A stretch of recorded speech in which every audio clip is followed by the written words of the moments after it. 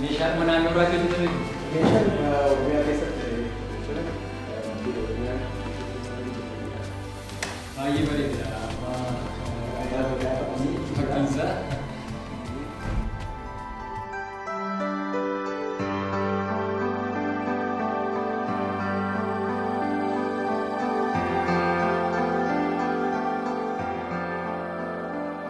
Kiyyaa jireenya isaa jedhama jedhama. Gandi kiyya aanolee saallan dhalootuma asiiti. Asuma dhaladhalee asuma guddadhalee abbaan kiyya illee asuma. Bootaan kun maal isin fakkaate zabana duraanii loontu ta'a bootaa kana gizee ganna loontu itti godaana. Qonni hin jiru Oromoon hormaan isaanii looni, tiin isaanii looni, jiruun isaanii looni. Looniin godaanii gizee ganna asitti bulan. Lafa kana akkuma looniin bulan kanaan arsii Oromoo yoo san sirna gadaa qaba, sirna gadaatiin bula. Sirni gadallee bootan itti gadaa saddeetiin walirraa fuudhan illee lafa kana bootaa kana bootaan kun bootaa seenaati. Oromoo yoo sanii gadaan bulti sirni yoo sanii gadaan bula gadaa waggaa saddeetiin abbaan gadaa ofii keessatti jedhe baallii ofirraa kenna raawwate gadaa asitti ofirraa ulee kenna. Kanaaf lafti kun akkanatti aanolee jedhamee maqaan isaa itti ba'uu danda'a. Lafa margaa waan ta'eef lafa gizee maraa ganna keessa kaloon akka gaarii argamu waan ta'eef wuriin isaa saafinda gargaaree aanaan ofumaan keessaa jigaatiin hin deemu. Arsii yoo sanii maalu sadii qadhaati teetteetiin qonni hin jiru. Waliin tiisanii ilaala baniitiin sadii qabeessa dhaatan. Yoo isaan galee aanaan isaa jiru kana maal jedhan lafti kun lafa aaniitii aanolee dheedhee maqaa itti badde. Akkana fakkaata lafti kun. Aanolee saallan jedhama iddoon kun. Saallan kun maqaan itti fayyadamu maqaa gosa Oromooti. Saallan jechuun lafa. Asii gadi kun jira Huurawiitu jira Nyaaroo jedhama saallan jedhama. Akkanatti maqaan isaa. Gardaan kun aanolee jedhama gosonni gadaan kun saallan jedhama. Awwaluma qaba aanolee saallan jedhanii ba'a.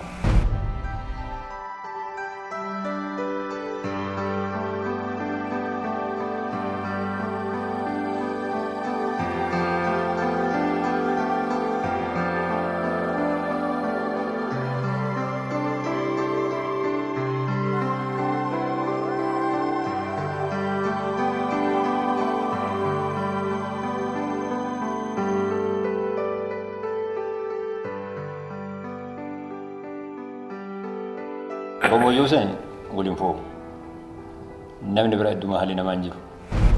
Oromoon sirna gadaatiin bula. Sirni gadaa waan tokko murteessa gochaan bula addaa waliin foofu addaa waliin kootu. Amma maaltu dhufe milikii dhufe hedduu kana keessa. Milikii yoo dhufeetiin hin jedhu maal jedha namni kun sirna gadaatiin hin bulini qubaan haa buluu jedha.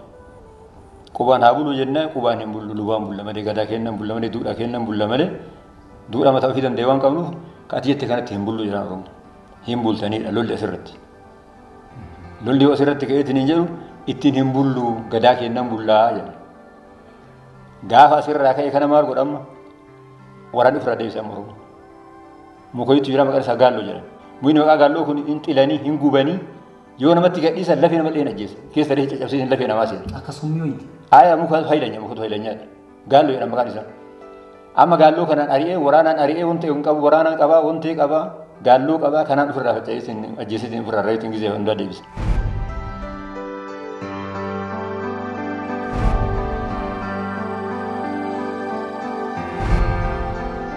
Gaafa asii ari'aniitiin baddaa kana loon oofanii asiin dheeraa gadduuchaniitiin karaa dayyaa kanarratti gachiisaniitiin nagaariisa gachiisiisanii niitii milii fudhatanii niitii milii leenjisoo diigaa kan galateen gaafa sanbaalabaa tokko loobate. Qeesii ajjeesanii nagaariisa gachiisaniitiin gaafa leenjisoon diigaa niitii isaatiin galate. Maqaan ishee eenyu Faabaa moo eenyu kan maqaan ishee Faabaa moo eenyu naadisiisuu hin dandeettan. Baafanaa ta'amtu niitii milii fudhatee galeen.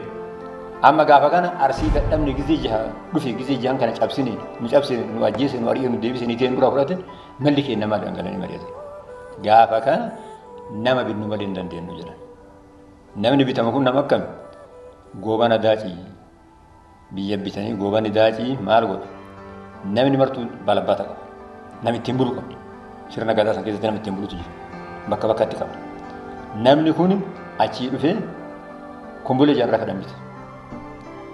Kumbulee jaarraa kun Boorana. Inni nama Boorana bulchu.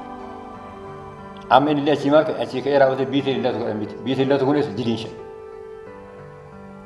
Jara kana mala itti dhaateet arsii akkam goona yoo jedhan arsii harka muran malee harma muran malee arsii nuu hin amantu maan Oromoo nuun amantu. Oromoo waan hin amanneef harmi isii murree akka isheen dhalti isii hin deemne isii kolaafne akka immoo dhalti isaa hin deemne goonera keenya ciifnetiin keenya kana galchinaatiin sirna keenya kanatti haa sirna fisan haa gatanii kan kana malate.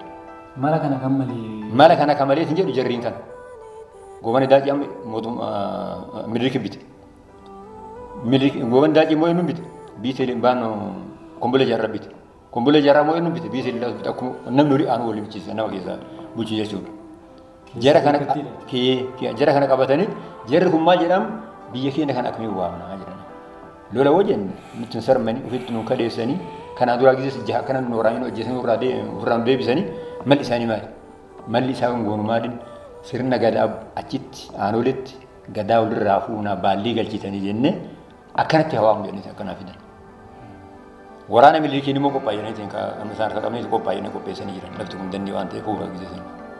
Anak kufii dhageetti irraa yaantee dhaloota osoo dhaldheeti miti. Uummanni dhufee fuula lafti qileen jedhamu arguu hin dandeettiin asii qilee kana jala bulan. Kun iddoo kanatti beektuun bootaan itti ijaarame kanatu jira. As galmi itti ijaaramee jira iddoo san keessa taa'u uummanni. Amma achi waliin qabanii waa'ee sirna gadaa kan itti haasanii yoo jedhan sirna gadaatiin bullaa jedhamu uummanni. Sirna gadaatiin hin bullu qubaan bullaa. Arsiin amanee jira kaasii achi Booranni amanee jira Shawaan amanee jira hin dhuminaa ilma keessanii fixinaa nutti as deebi'aati mootummaa kanatti bulaa jedhan. Amma gisee dubbiin kun ka'u hin bulluu jedhama. Yoo hin bullu jedhan namni qubaan bullatan kun harka baasa. Namni lubaan bullatan illee layyaa jedhani. Namni qubaan bulla jedhe gara jara gara gala. Namni seera keenya gadi dhiinu duudhaa keenya gadi dhiinu akka seera keenya gadaatiin bulla jedhe warra hafe ta'e. Inni maal ta'e isaa warra harka murame ta'e.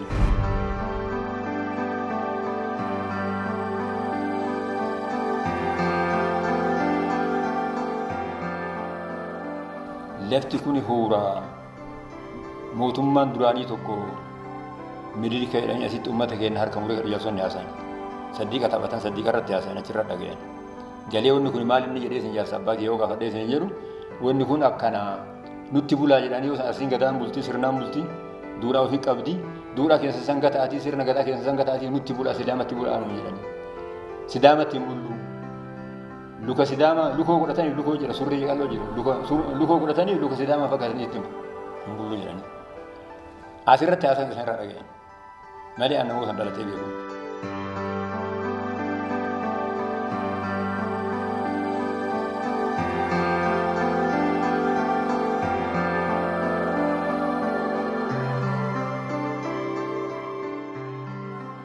Daawwattoota keenya egaa qe'ee Oromoo keessatti kan nuti argamnu ammas qe'ee Oromoo keessa egaa waan adda addaa hedduutu jira. Bakka seena qabeessa adda addaatu jira. Akkuma amma maanguddoonnii fi ogeessonni nuuf kaasan seenaa isaan abbaarraa ilmatti afoolaan odeeffatanii waa'ee siidaa aanolee kana yookaan immoo waa'ee bakka seena qabeessa aanolee kana akkuma nutti himan barreeffamaan immoo yeroo irraa kana qorattoonni adda addaa kitaabolee adda addaa barreessanii baasaniiru kaan immoo qorataa jiru. Mee isaan keessaa jalqabuma Minilik nama akkamii ture? Akkamitti guddate? Wanta sukkaneessaa akkasii kana tarkaanfii akkasii kana uummata kanarratti fudhachuu kan barbaadeef haalumti guddina isaa maal fakkaata ture? Isa booda immoo akkamitti sochii kana akka gaggeessime kitaabolee adda addaarraa waan dubbisnee fi waan qabanne isiniif dhiyeessine gara daawwachuutti fufna. Mee olaansa maal jedha kitaabni? Egaa akkuma beekamu namoonni tokko tokko keessattuu ijaaramuu seenaa aanolee irraa kan ka'e namoonni har'as gochaan Minilik godhe akka sirriitti fudhatanii ragaan barreeffamaa kana dura kaa'amee hin jiru maalirraa kaa'ameetu akkas jedhama jedhanii morman yeroo tokko tokko miidiyaalee adda addaatiin dhaga'aa turre. Haa ta'u malee galmeen gaafa sanarraa gaafa seenaan sukkanneessaa kun iddoo kanatti raawwatame qabee galmaa'e ni jira. Keessattuu immoo yeroo dhiyoodhaas barreessitoonni lammiidhaan Oromoo ta'an kan Oromoon ta'an hedduun isaanii seenaa kanarratti barreessaniiru. Namoota kana keessaa kitaabni Bodirribii Damisee Bokkuutiin maxxanfame waa xiqqoo waa'ee aanolee wanti inni lafa kaa'e kitaabolee biraa wabeeffate wanti inni lafa kaa'e ni jira. Seenaa maalummaa fi ilaalcha Oromoo jedhu jalatti kan isaan kaa'an ni jiru. Akkaataa Minilik itti guddatee fi seenaa gara jabummaa dhala namaa irratti gochaa suukanneessaa raawwachuu kanallee eessaa akka fide haga tokko tuqaniiru. Maal jedhan isaanii kitaaba isaanii kanarratti Minilik maqaa booji'amaatiin maasaraa Teediroos keessatti guddate jedhan. Maasaraa Teediroos keessatti immoo Ingilizootaa fi Faranjoota biyya hedduutu jiraadhan jedhanii barreessaniiru. Maasaraa Teediroos keessa Faranjoota hedduu adda addaatu jira. Faranjoonni achi turan immoo maqaa amantii haa waaman malee hojiin isaanii hojii basaasaa hojjetu ture yeroo sanatti. Faranjoonni biyya alaatii yommuu dhufanii maqaa amantii qabatanii yeroo akka mishinariitti dhufu. akkatti dhufanii jedheera. Keessumattuu immoo asirratti waan hubachuu dandeenyu Teediroos eenyu kan jedhu yoo ilaalte gochaan inni Maqdallaa irratti raawwate Oromoota Walloo irratti wanti inni raawwate warra isa morman mara irratti kan inni raawwate beekamaadha. Gochaa sana argaa namni lubbuudhaan osoo jiru gaararraa gad nama darbataa turedha. Akka darbatamu kan gochaa turedha. Minilik immoo kana biratti guddate. Yaada kee irratti dabaluuf dubbii kee dammaan qabeera.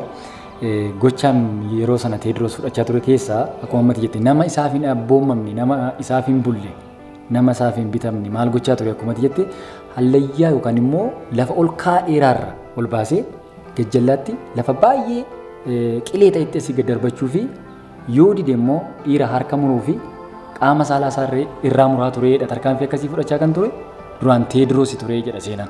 Gochaan sana jalaa baree dhufe jechuudha. Akkaataa guddina isaa maaliif gara seenaa kanaatti deemuudhaaf kan kaane akkaataa guddina inni siyaasaatti dhufee fi gara jabummaadhaan wanta inni asitti raawwate kuni kanuma inni daa'imummaa isaatii qabee argaa guddate kanuma keessa turedha jechuufidha.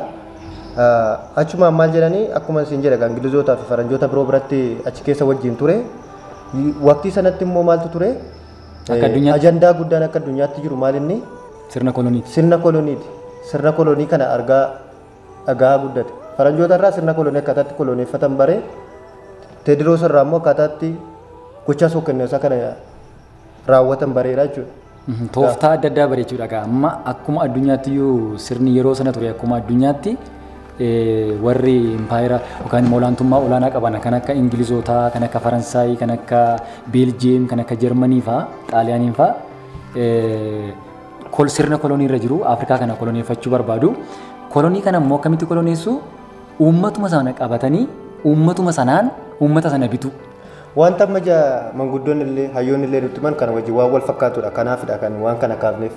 Yeroo sanatti Ingiliz fakkeenyaaf gaafa Afrikaa koloneeffatte maal gochaa akka turte uummatuma Afrikaa uummata Afrikaadhaan qabattee wanti ishiin gochaa turtedha. Amma manguddoonni keenya kan nutti himanis Oromoonuma keessaa Oromoo bitanii Oromoonuma ittiin icciitii baasee haala jiruuf jireenya isaa haala karaa inni bahu karaa inni galu kan beekaniin qabatanii akkaataa itti nama koloneeffachuu danda'an akkaataa itti waa gochuu danda'an Minilik isarraa barateera jechuudha. Achi akka bahe maal godhee Oromoota warra Tuulamaa keessaa goobanaadhaan qabatee tola jedhanii fudhachuu fi baatanis lolaan booda immootee isaan booda gara Arsiitti kan isaan imalanii isaan ibsu akka nutti himanii isaan nama as naannoo kanatti dhalates nama keessa Oromoo naannoo kanaa beekus qabatanii akkaataa isaan itti dhufantu jira. Isa kanumaan ilaalee yoo jenne obbo Dirribiin egaa kitaaba isaanii kanarratti wanti isaanii wabeeffatanii barreessan waan hedduu jira. Minilik bara maal jedhanii kanuma isaan barreessan yoo dubbisnu Minilik bara bulchiinsa isaa guutuu meeshaa waraanaa fi hayyoota waraanaa biyya alaatii fiduudhaan Oromoo fi uummata kibbaa irratti duulaa tureera jedhanii barreessaniiru. Namoota miliyoona hedduu fixeera. Qabeenya uummataa saameera. Gara biyya alaatti gurguree meeshaa waraanaatti uummata fixuu fi garboomsuuf gargaaru bitateera jedha. Akka garbummaattis namuma gurguranii meeshaa waraanaallee itti bitachaa turan. Nama harka irraa muruu qaama saalaa irraa mursiisuu qofa otoo hin taane ajjeesuu otoo hin taane asiitii walitti qabee gara biyya alaatti akka gurguraa ture. Nama gurguruun egaa keessatti yookaan immoo nama ficcisiisuu keessatti Minilik gocha hammeenyaa gocha suukkaneessaa cimaa raawwachaa ture jechuudha. Egaa kanumaan as gochaa naannoleetti raawwate waan Minilik asitti jalqabe miti jechuufidha. Kallattii adda addaatiin muuxannoo. Duudhaa isaanii sana duubarraa fudhateera. Duudhaan isaanii irraa waan argatee dhufedha waan ta'eef kanuma hayyoonni kun jedhanii ragaa nu ba'a jechuudha. Wanti barreeffamee jiru kunis innis kitaabolee yeroo sana maxxanfaman akkasumas barruulee adda addaa kan maxxanfaman wabeeffateetu kan inni barreesse. Kan hayyoonni kun asin jedhanis sanumadha walma fakkaataa jechuudha. Kanaaf warri ragaan barreeffamaa eessa jira jedhu kun deebii waan ta'uuf natti fakkaata. Mee tokko wanti na ajaa'ibe jira olaansa. New York Times kan inni maxxanfame Febraarii 26 bara 1895 akka lakkoofsa warra Awurooppaatti akkas jedheera. Mata duree duula shororkeessaa Minilik jedhu jalatti Guraandhala 26 bara 1895 tibbana mootiin Shawaa Minilik waraana shororkeessaa uummata Oromoo irratti bobbaaseen Oromoo gosa Arsii 7,000 qalee 15,000 immoo booji'e jechuudhaan barreessee maxxansiisee baaseedha. Achirraati kan inni fudhate tokko wabeeffate jechuudha. New York Times isa jedhu kanarraa. Yeroo sana keessa Galaal keessumaa akka lakkoofsa Awurooppaatti bara 1895 matseetiin kun yookaan immoo magaaziniin kun kana barreessee baase hin qalchisiise. Garuu kun asirratti kan isaan baasan muraasa isaadha. Kanaa olii akka maanguddoon nutti manis namoonni asitti qalaman, namoonni asitti harki isaanii murame, beektota, abbootii gadaa, abbootii abbaa muudaa ta'an, abbaa bokkuu ta'an, hayyoota ta'an kan uummata kana mirga isaanii, eenyummaa isaanii, aadaa isaanii, duudhaa isaanii kabachiisuuf kan waraanni Minilik yeroo meeqa meeshaa ammayyaatiin bahee yeroo 6 isaanitti duulee yeroo 6 mo'atanii yeroo 7ffaarratti bakki Aanolee jedhamu kun bakka guyyaa sana guyyaatti harki isaanii muramee fi harmi isaanii murame kun guyyaa sirna gadaatii bahanidha. Guyyaa itti baallii wal harkaa fuudhanidha malee guyyaa waraanni gaggeeffame lolli gaggeeffame hin turre. Waan achi irratti ilaaltu manguddoonnis akka malutti manitti Oromoon sirna gadaasaa keessatti gaafa baallii wal harkaa fuudhuuf bahu waraanan qabatu waan inni qabatu waan duudhaa isaa keessatti sirna sana gaggeessuuf qofa waan ta'u keessatti amma isaan akka ammasitti kaasanis gaaf sana lolaaf miti uummanni kun kan dhufanii baallii wal harkaa fuudhaa isaan kan qabatanii dhufan caaccuudha, siiqqeedha, kallacha malee kan isaan qabatanii dhufan waraanaaf miti. Warri isaanii loluudhaaf dhufe immoo waraana qabatee dhufe isaanuyyuu immoo waraana kallattii adda addaatiin biyyoota biraarraa argaman ammayyaa yeroo sanatti meeshaalee waraanaa ammayyaa kan jedhaman qabatanii dhufanii kanaaf gochaan iddoo kanatti raawwate kuni yeroo ammaa kanatti siidaan yaadannoo Oromoota gaaf sana mirga isaaniitiif, aadaa isaaniitiif, duudhaa isaaniitiif jecha wareegamanii iddoo kana dhaabateefii jira. Nuti sarara kan itti argamnu qophii qe'ee Oromoo keenya har'aatiin kan nuti daawwachiisuuf jirru lafa seenaa kanadha. Bakki kun as keessaa haalli ijaarsa isaa egaa jaarraa tokko booddee waggaa 100 booddee jechuudha. Bakka seena qabeessa kanatti yaadannoo wareegamtootaatiif egaa eenyummaa keenya har'aa afaan keenya irratti haasofnu kana duudhaa fi aadaa keenya aartii keenya har'aa kana arguu kan dandeenye wareegama isaanii sanaanii akkuma maanguddoonni keenya irraa nutti himanii isaaniif immoo dhuguma kun itti xiqqaata. Wareegamtoota sanaaf bakki seena qabeessi akkasii kun ijaaramu itti xiqqaata. Kanaaf iddoo adda addaatu jira jedhama. Ammuma idduma teenyee daawwattootatti haasaa jirru iddoon kun galma anaa dhufuutiin hojjetaniitu kan keessummoonni daawwachuuf itti simatamanii galma kanarraa immoo baanee eessa dhaqna maal arganna.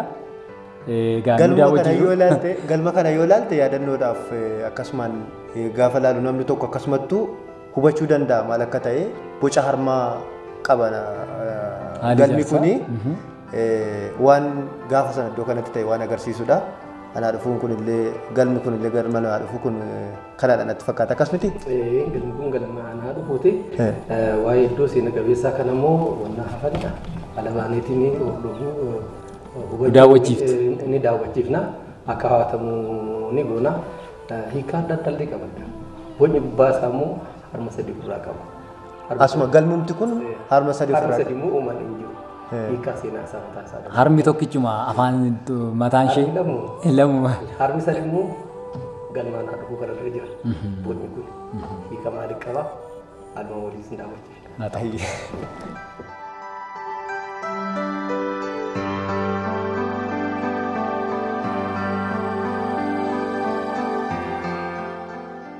Iddoon kun godina Arsii aanaa Heexusaa keessatti magaalaa Itayyaa irraa gara dhiyaa kiiloomeetira 9 argama.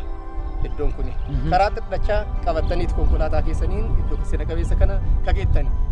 Akka biiroo aadaa fi turizimii Oromiyaatitti iddoo kanaaf karoorfamee hektaara 50.8 jaha. Iddoo seena qabeessi hektaara 17 irratti daangeffame kun turree nama itti deemaa jiru karaa turree harkaa fi harma mura aanolee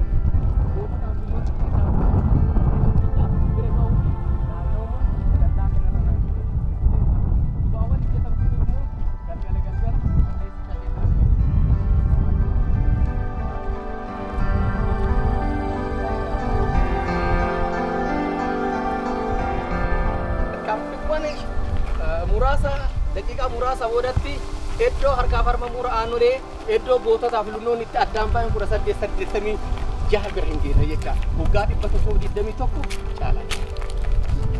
Seenaan kun asitti raawwatee jechuudha. Waa'ee mukkeen illee maqaa kaasee jira waa malee miti. Hawaasee rukeessa andarakkuu qilxuu doddotii waacuu hindheessa baddaatiif gammoojjii saatuun kun hunduu basa qaanulee keessatti hin argaman.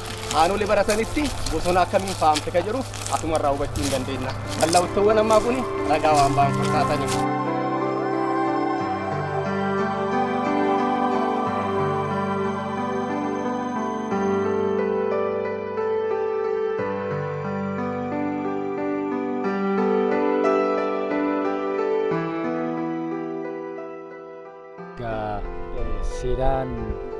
Seenaa kaasaa seenaa kana immoo nutis daawwanne daawwattoota keenya daawwachiisaatii jirra qe'ee Oromootiin qe'ee Oromoo dhufne immoo seenaa miidhagaaf seenaa boonsaa akkasii kan arganna. Kanaaf mee haalli ammatti jalqabnee nu daawwachiisaa jiran kun iddoon kun seenaa siidaa iddoo nuti amma taa'aa jirru kana jira iddoo kana gaafa jennu walii galatoon ta'ini bakkumti nuti amma taa'aa jirru kun bakka siidaa aanulee kana keessa seenaa maal qabdi? Seenaa maalii qaba? Maal jedhama? Maaliin iddoon kun mee? Iddoon ammatti argamaa jiru kun iddoo itti manni Oromoo Arsiidha. Waggaa 120 duratti baalli itti walii dabarsu. Gadaa Roobaleetti gadaa Birmajiitti baalli dabarsu asitti kan wal ga'e. Iddoo itti baalli itti walii dabarsatiin itti wal ga'iitii isaanii iddoo kana. As dudduuba keenya kana karaa kana aseesee dhufuu jettan dhufanii hoo maal hin iddoo kanatti amma bifa lamaan dhufanii. Warri gadaa Roobalee Birmajiif dabarsullee asitti dhufanii jirani.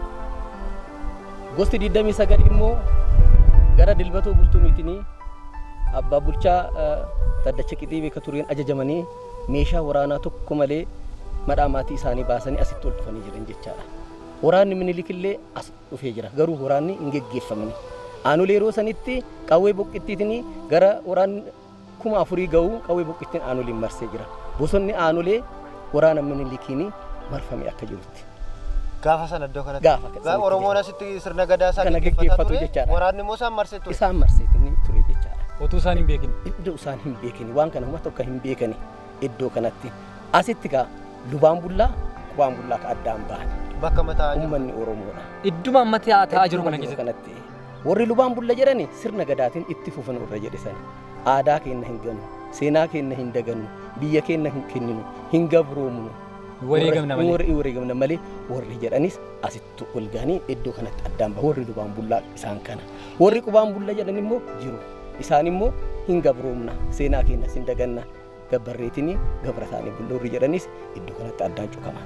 Eenyudha namni yeroo sanatti amma akka sinamma dura natti himtanitti waraanni iddoo kana jiru isaan marsee jira. Uummata Oromoo kana keessatti hin argamne. Kan filachiise isaan kami? Iddoo kanatti yeroo sanitti akkuma ilmaan Tuulamaa Goobanni Daacidhaa harka kennichiise. Gara Arsiitti immoo namatu argame. Inni illee Tukee Maammaa jedhama. Biitee Lillaatu faas keessatti argame. Goobanni as hin dhufne miti garuu? Goobanni illee asitti dhufee jira. Yeroo sana yeroo Oromoonni asitti dhufanii jiran kunniin harka keessaa qaba sirriitti mijeesseera. Harka keessaa qaba. Haala kana mijeessataniitiin akka Miiloo Baddaafaa, akka Tukee Maammaa, akka Biitee Lillaatoo, akka Gadaa Jawwee, akka Turii Saanjaa namoonni asitti uummata kana harka kennachiisanii saaxilan. Saaxilama gadaa kana isaanuma wajjin akka nama gadaa fashaleessan isaan kana. Sirna gadaa geggeessuu dhufanii kan bultuu jedhaniin. Isaantu fashaleesse jechuudha. Jarri kanneen maqaa dhufni kunniin jechaadha. Yeroo sanitti Minilik illee as dhufee jira jechaadha. Iddoo Minilik taa'e illee immoo booda isin ka argisiisu ta'a. Asuma keessa. Amma asii booda gara warri lubaa bulla jedhan itti deeman itti fudhataman yaa deemnu. Mee daandiin akkasii geessu kun daandiin tun amma gara dhiyaatitti garagalchitee jirti. Siidaa yaadannoo wareegamtoota aanollee immoo baraabaratti fuulli isaa garuma dhiyaatitti garagale. Kunillee waa maleeti miti. Kanallee booda itti deebinu taana amma xurree gootootaaf lunnoon itti addaan ba'an. Xurree harkaaf harma umura aanolee jedhamtee beekamtu. Xurree iddoo seena qabeessa kana keessatti jirtutti isin qajeelcha jechuudha. Warri qubaan bulla jedhan asitti hafanii? Warri qubaan bulla jedhan asitti hafan. Harki isaanii muramne harmi isaanii muramne. Muramne isaanii. Amma gaa gara warra lubaan bulladhanii wareegamanitti dhaqnee daawwanne. Achi nu geessitu? Achi sin geessi. Kaaga.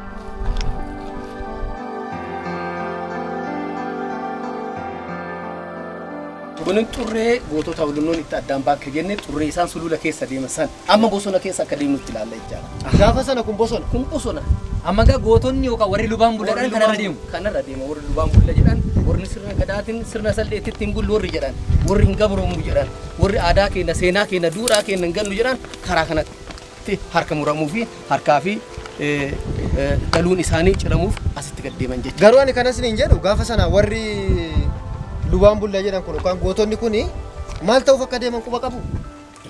Quban qaba. Itti maniiru. Itti ni himne. Akka harki isaanii muramu akka qaamni saalaa isaanii muramu hin Iddoo beekan. kana deemsisan malee xurree kanatti deeman malee wanna raawwatu hin beekan. Addaan baanii jiran garuu.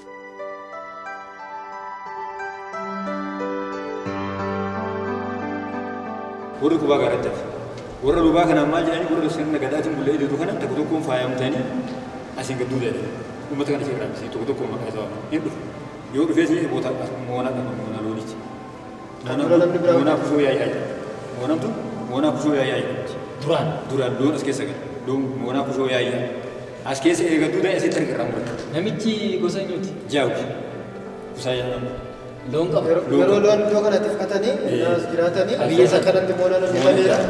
Namni illee gaafa dhufe asiin galee. Amma namallee asiin akka warra muruu gaftee kuni qeeraa gamni huuraa kun danniidha as keessa gaftee iddoo kanatti irraa muruu. Irraa muruu maal ta'a? Harki isaa asiin baasee raawwatee achi fanne qilxuu tokko jennu sun jira. Deemee akkasuma muraa waranii nama kushaa taraan gahe. Yoo taraan gaheeti ayi dhufee jenna harka mirgaa kennee jedhama. Kennu harka bitaa kanarraa muraa jedhama. Nu karoora orgaa qajeelchi keenya kanaa miti harka mirgaa kennee jedhani. Kan harka mirgaa hin kennu harka bitaa kanaa. Kuni kuyyuma feete miti. Hodhu murii. Ayi muruu kanaan orgalee. Kana iddoo kana iddoo billaa garaa irratti hin qabaa namicha garaa biittee ajjeessa. Yoo inni ajjeesu qawween hin jirti qabayyuu ittiin jedhan ittiin deemu waraanni biligi ittiin deemu qawwee san tokko san. Booqichi yoo san tokko san ka garaa gadi fi ka achi dhooyee ayisii waan walii tursii qaba. Iddoo kanatti lolli itti beekni bootan.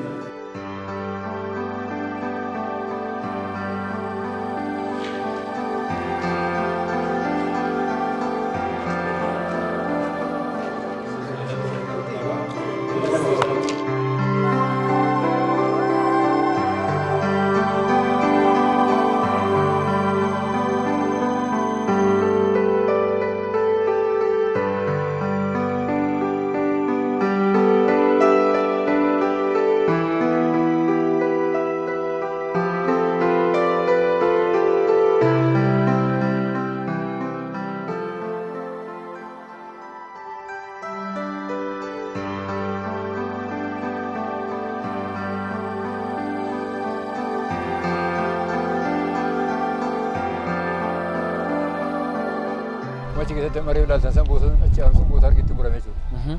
Boota itti kola jechuudha. Boota dubartiin itti immoo qaama ishee itti kolaate jechuudha. Achirraa ka'ee harki isaa muranii ishee fidee asitti fannise. Muka kana jalatti. Miini kun inni jedhamu sawwaacuudha jedhama. Kun dhalattuudha qilxuun kun yoo san dhalattuudha akka yaasu sarara dhageetti dhalattuudha. Waacuun sun amma nyaatamee dhume qilxuun kun bakka bu'e rabbi bakka buusee teenye.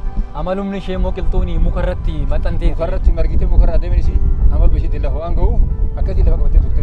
Kanaaf kan harki isaanii itti fannifame waacuu muka jedhamutti. Waacuu itti fannifame. Uummanni yoo sanii akkuma dhufeen as ta'a asitti eegama jechuudha. Kagaraa seenaa kolleen agarre kaasii kun oliin bahu kagaraa gadi hin bu'u as jala ta'e asitti eegama. Bakki argama isaa kam gidduutti argama kun? Kuni bootaa harki itti murame bootaa amma qilxuu kana jalatti bootaa itti ukkaamsanii keessatti argama jechuudha. Bakka muraa fi bakka ukkaamsaa gidduutti argama. Iddoo kanatti argama jechuudha. Ukkaamsaa gaafa jennu bakka warri murame kun akka nama waliin agarra jechuudha. Warri qaamni isaanii irraa murame akka isaan nama warra kaan ittiin dabalamne iddootti dhufkaman. Akka lolli biraa hin uumamne isaan asitti ukkaamsanii asitti teessan jechuudha. Kanaaf qilxuun kun iddoo harka muraa fannoo harki murame itti fannifamu. Harmaaf harki itti fannifame jechuudha bootaan kun. Bootaa kana. Qilxuu kana irratti otoo hin ta'in waacuu ture. Waacuu kana qilxuun kun yeroo ammaa kana waacuu irra fannifamee amma waacuu sun keessaa dhumee qilxuun bakka bu'ee qilxuudha amma kan jiru. Kanaaf idduma kanadha. Iddoo kana bootaa kana jechuudha. Bootaan kun immoo bootaa uummanni itti taa'u jechuudha.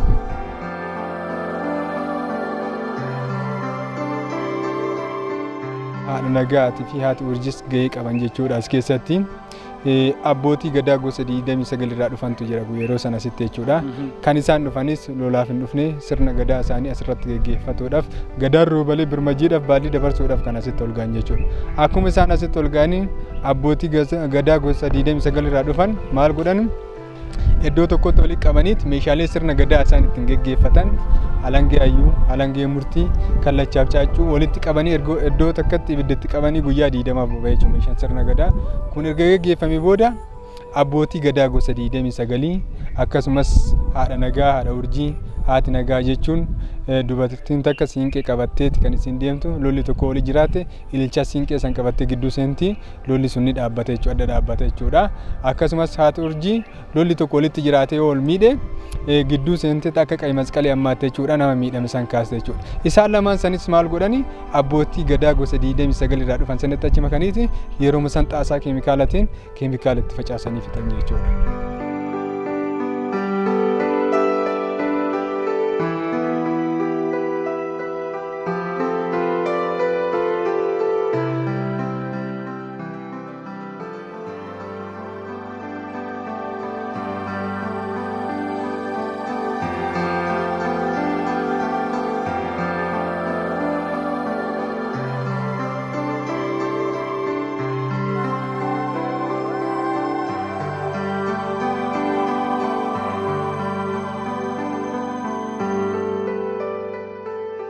Iddoon amma itti argamnu kun iddoo isa sadaffaadha jechuudha.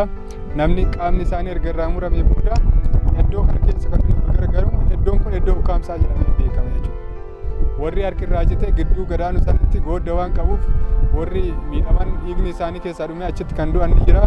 Kun immoo akka warri qubaan bulla jedhee irra jiru akka nagarre lubaan bulla jedhee warri garasiin gaddoodaa jiru sun akka nagarre iddoo kanatti moonaa ijaaranii warri qaamni isaanii irraa murame hundi asitti ol ga'a jechuudha. Kanaaf iddoon kun iddoo ukkaamsate jechuudha. Keessi isaa akkuma ilaaltan kana marsaa 8 qaba. Uummanni Oromoo yeroo san waggaa 120 irraa dura gadaa sirna gadaatiin waggaa 8 akka isaan ol bulchaa turan kan agarsiisu jechuudha. Egaa bakki itti argamnu kun iddoo awwaalaati jechuudha. Iddoon awwaalaa kun awwaala afaffarra geennee jirra. Iddoo sadaffaati jechuudha. Gochaan sirna naftanyaa namoota kanneen kaan xaasaa keemikaala isaanii itti facaasee erga fixee kaan immoo qaama isaanii irraa ciree ajjeesee erga fixee booda erga isaan asii deemanii booda oromtoonni naannoo kanatti hafan akkuma allaattiin hin nyaanne akkuma bineensi hin nyaanne sodaataa muddamaa nutti deebi'a jedhaniiti iddoo kanatti kan awwaalan jechuudha. Awwaala sadii keessa jira. Inni tokko gama san jira, inni lammataa kana, inni sadaffaa isa kana jechuudha. Kanaaf awwaalli kun maqaa addaa qaba. Awwaala darbaa jedhamee yaamama jechuudha. Yeroo sanirraa kaasetti Arsii keessatti ni mammaakanii dalga awwaalame immoo darba awwaalame jedhanii mammaakan jechuudha. Seeraan awwaalame immoo seera malee jedhama.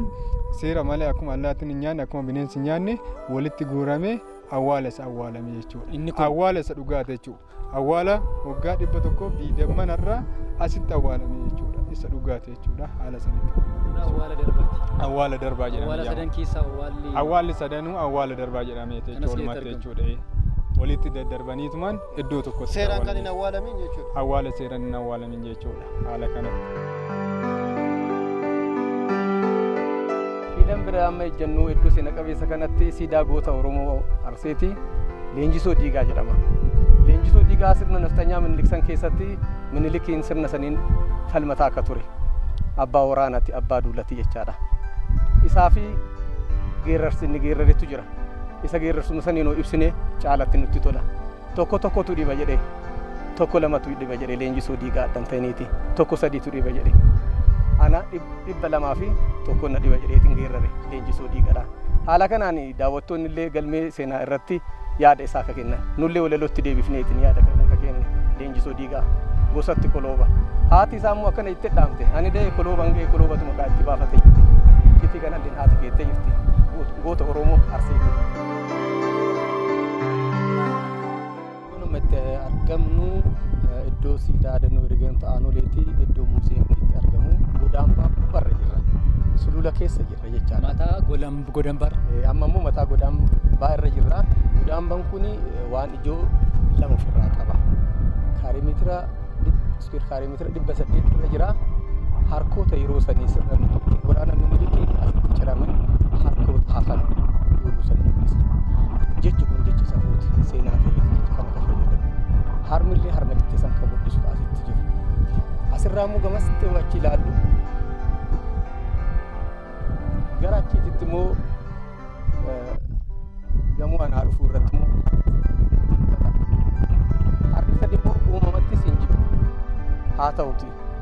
yeroo sadii sirna Minilik keessatti sirna naftanyaa sanitti uummata Oromoo Arsii irratti ilmaan Arsii irratti garuu argisiisan. Arsii ilmaan sadii qaba. Sikkoo Mandufta isaan san bakka buusaa ogeeyyii kana kafalan. Ana duubatti immoo kan mul'atu siidaa yaadannoo dargaggoota Aanoleeti. Siidaan kun akkuma argaa jirtan fuulli isaa gara dhiyaate.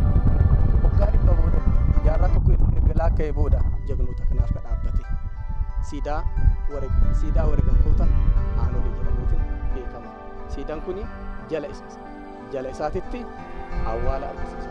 Adiin isaa awwaala kana waggaa 100 boodatti dhugaan dhokatte, seenaan dhokatte, seenaan uummata Oromoo kan jagnootaa sun kan sirna naftanyaatti falmataa ture suni harki muramee qabrii kana dhoosee harma hammateen bayeetii waammatanii fuula isaanii gara dhiyaatetti garagalanii seenaa suukaneessaa kana bara baraanii addunyaaf seenessanii. Gochi akkanaa suukaneessan ilmoo namaatitti, sanyii namaatitti akka hin deemne. Seenaa dhokate waggaa 100 boodatti sirna kana keessatti deebi'ee seenaan kun addunyaaf akka itti calaqqisuudha. Gochi akkanaa kun ilma namaatitti akka hin deebinellee ni ibsa. Dukkana gara dhiyaatetti garagaluun itti dukkanaa'u isaati. Cunqursaa keessa jiraachuu isaati. Cunqursaaf immoo qabsaa'uu isaanii kan argisiisu. Sirni kun immoo qabsoon sun galma gaheetiin amma kan siidaan kun dhaabatu argisiisa.